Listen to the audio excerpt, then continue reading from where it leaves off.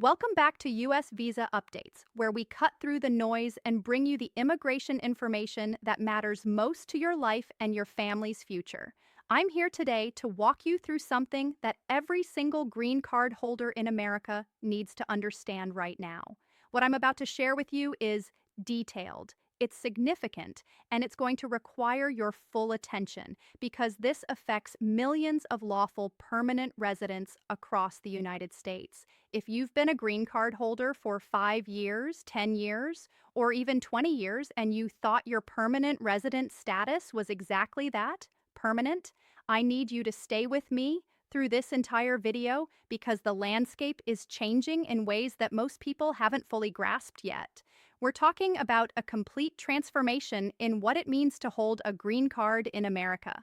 This isn't just another policy tweak or a minor adjustment to existing regulations. This is a fundamental reimagining of the relationship between the United States government and its lawful permanent residents. The law we're discussing today is called the Secure Paths and Integration Act of 2025, and it represents the most sweeping overhaul of immigration policy for green card holders in an entire generation. Congress has passed this legislation with the stated goal of modernizing our immigration system and promoting what they call deeper civic and economic integration of permanent residents into American society.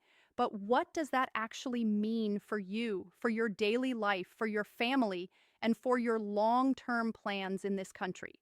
That's exactly what we're going to break down together today, step by step, requirement by requirement, so that by the end of this video, you'll know exactly what's coming and exactly how to prepare. Before we dive deep into the specifics, let me give you the single most important thing you need to understand about this new law. For decades, a green card has functioned as what immigration experts call a passive status. What that means is once you obtained your lawful permanent resident status, as long as you didn't commit serious crimes, as long as you didn't abandon your residency by staying outside the United States for extended periods, and as long as you renewed your physical green card every 10 years, you were essentially set. Your status was secure. You could live your life, work your job, raise your family, and build your American dream without constantly looking over your shoulder or worrying about your immigration status. That era is coming to an end. The Secure Paths and Integration Act of 2025 is shifting the green card from a passive status to what can only be described as an active status. This means that maintaining your lawful permanent resident status will no longer be a matter of simply avoiding major problems. Instead, it will require ongoing proactive engagement with a new system of requirements, documentation, and periodic reviews. Your green card is no longer just a destination that you reached after years of waiting and processing. Under this new framework, it becomes more like a journey with mandatory checkpoints along the way. Checkpoints that you must successfully navigate every few years to maintain your status.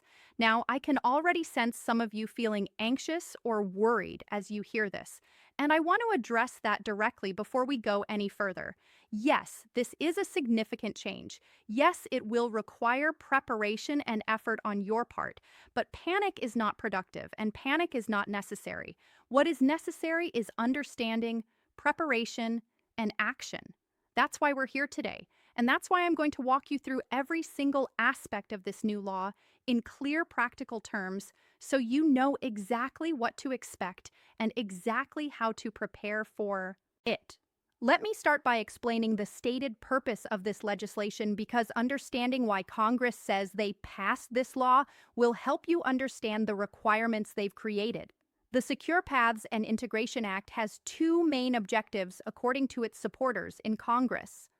The first objective is about modernization and efficiency. The government wants to digitize immigration records more comprehensively and create what they describe as a more streamlined, data-driven approach to immigration oversight. This is about bringing the immigration system into the 21st century with better technology, more accessible online portals, and more efficient processing systems. The second objective, and this is the one that directly affects your day-to-day life as a green card holder, is about integration. The argument that was made repeatedly in congressional debates is that this new framework will ensure that long-term permanent residents are more deeply connected to their local communities, more engaged in American civic life, and on a more stable and certain path toward potential citizenship if they choose to pursue it. The supporters of this law argue that it will help permanent residents feel more rooted in American society and will provide clearer expectations about what it means to be a contributing member of the community. Now, you might be thinking that sounds reasonable in theory, but what does it actually require me to do? That's the critical question, and that's where we need to get into the specifics. The practical effect of this law is that it places a new and significant administrative burden on every single green card holder in the United States. It creates new responsibilities, new documentation requirements, and new checkpoints that simply didn't exist before. The centerpiece of this entire law is something called the Continuous Status Review, which you'll often hear abbreviated as CSR. This is the mechanism through which all of these new requirements will be enforced, and it's essential that you understand exactly how it works.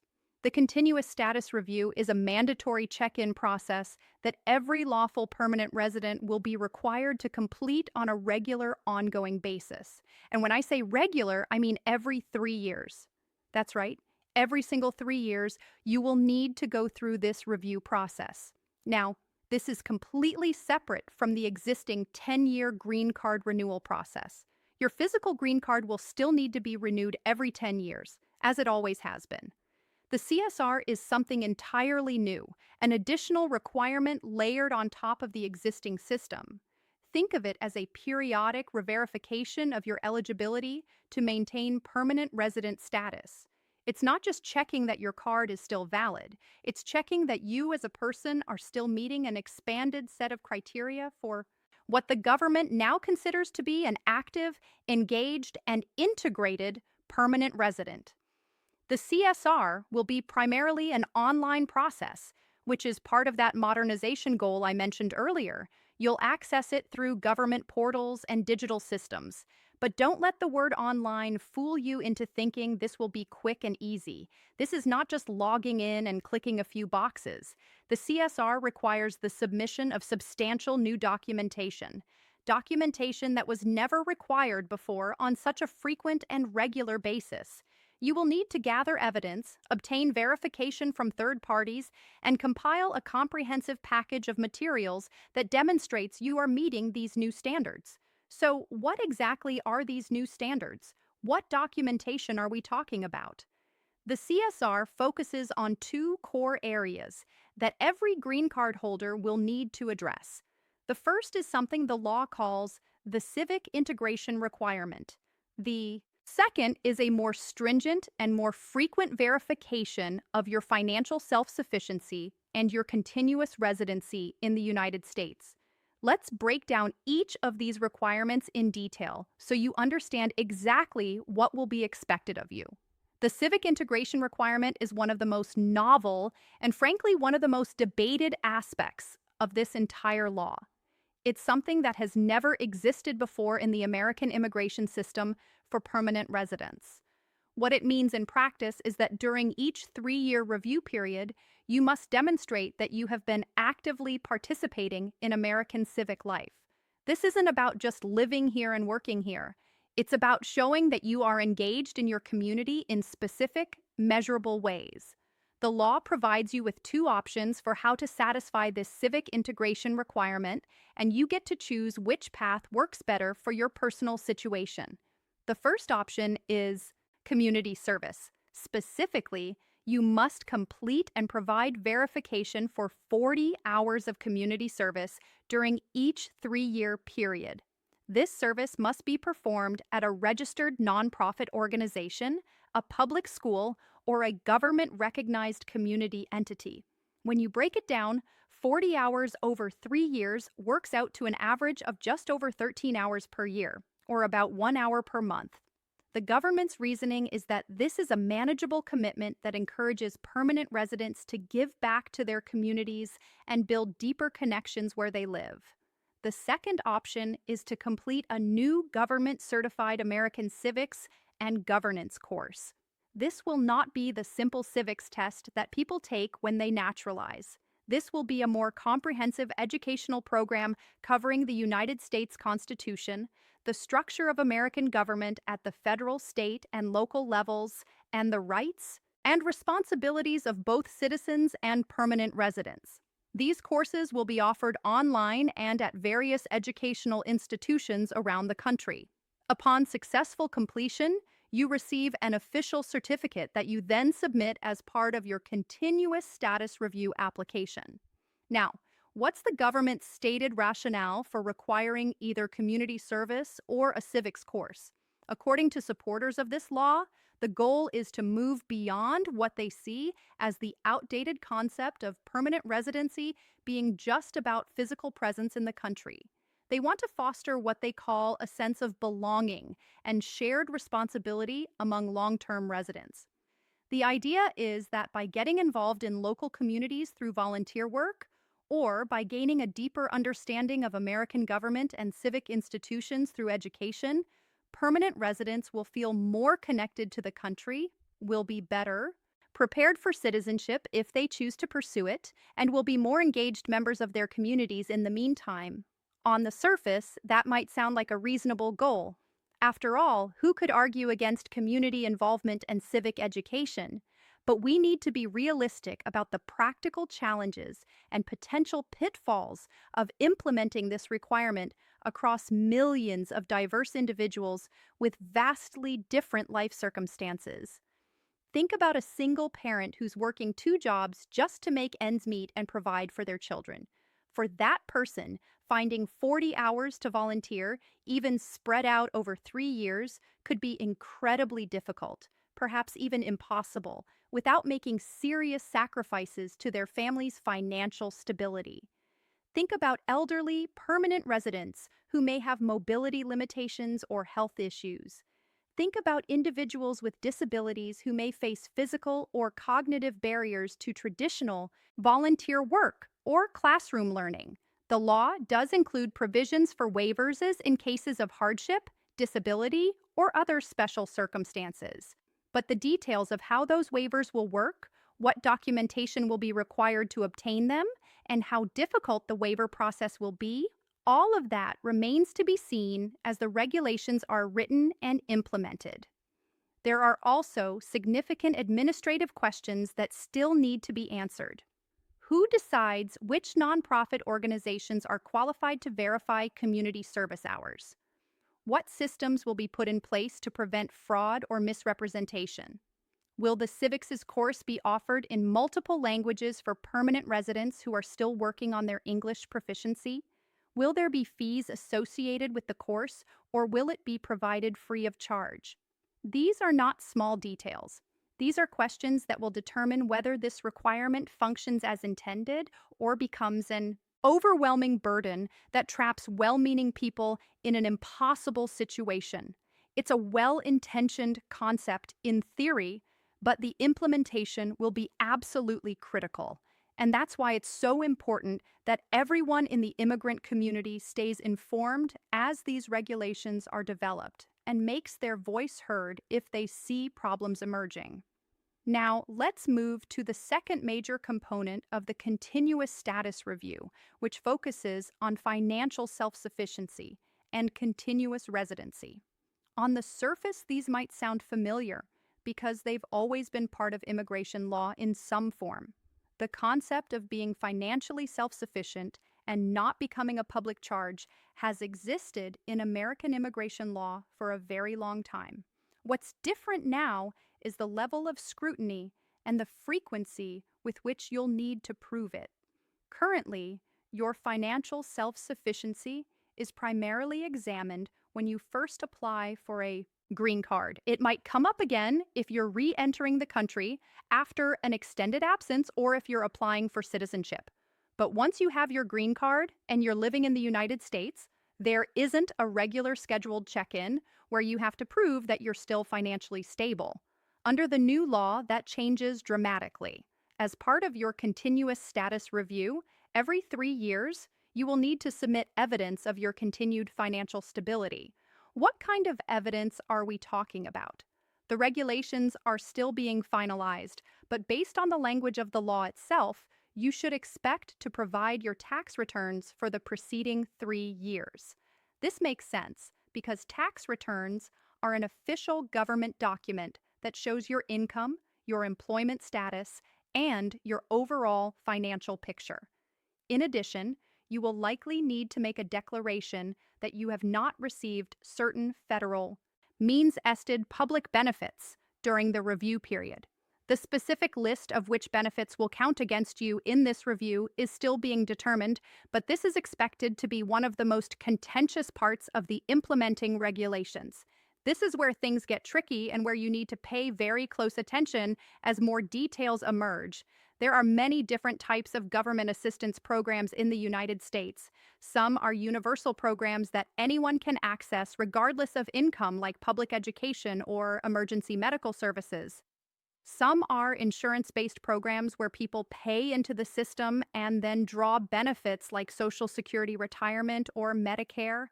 And some are means programs specifically designed to help people with low incomes like food assistance or housing subsidies. The government has indicated that receiving means-tested benefits could potentially affect your continuous status review, but the devil is in the details. Will there be a distinction between short-term emergency assistance and long-term dependence? Will receiving food assistance for a few months during a period of unemployment be viewed the same way as receiving housing subsidies for years? Will benefits received by your children affect your status even if you yourself haven't received anything? These are life or death questions for families who may face temporary hardships, and the answers will have enormous consequences. The continuous residency component is the other half of this requirement. The fundamental rule has always been that a green card can be considered abandoned if you spend too much time outside the United States. Generally, if you're outside the country for a continuous period of 1 year or more, or sometimes even less, if you demonstrate an intent to live elsewhere permanently, your green card can be revoked. That basic rule isn't changing. What is changing is that the CSR creates a more frequent and more formal checkpoint to review your residency patterns. As part of each 3-year review, you will likely need to provide evidence of your ongoing ties to the United States. This could include proof of employment or self-employment in the U.S., documentation of property ownership, or a long-term lease showing you maintain a home here, records of U.S. bank accounts where you conduct your financial life, and information about family members who reside in the United States with you. The purpose of collecting all this evidence is to proactively identify individuals who may be living and working primarily in another country while trying to maintain their U.S. green card as a backup option. It's designed to make it much more difficult to be what immigration lawyers sometimes call a commuter permanent resident, someone who spends most of their time abroad but periodically returns to the U.S. to maintain the appearance of residency. This probationary status represents an entirely new layer of legal jeopardy for green card holders. It's something that has never existed before. In the past, if you maintained your green card and avoided serious crimes, your status was secure. Now, there will be this ongoing possibility that administrative failures, documentation problems, or life circumstances could put you into this precarious probationary status where you're one step away from losing everything you've built in America. Given everything I have just explained, I know many of you are wondering what you should actually be doing right now to prepare for this new reality. Let me give you the most important practical advice I can offer, broken down into clear action steps that every green card holder should start taking immediately. First and most importantly, do not panic. I cannot stress this enough. This law is new. The specific implementing regulations that will determine exactly how all of this works are still being written by government agencies. There will be a rollout period. There will be time to prepare. The sky is not falling tomorrow. Panic leads to bad decisions, to wasting money on scams, to making unnecessary changes to your life out of fear. Stay calm, stay informed, and take measured, thoughtful steps to prepare. Second, start documenting everything right now. This is hands down the most practical and valuable advice I can give you. Do not wait until your review period comes up in 2 or 3 years. Start building your documentation file today. If you volunteer at your child's school, at your place of worship, at a local food bank, or at any community organization, get a letter from them documenting your hours. Ask for it now while the memory is fresh and while your service is ongoing. Keep meticulous records of everything related to your employment.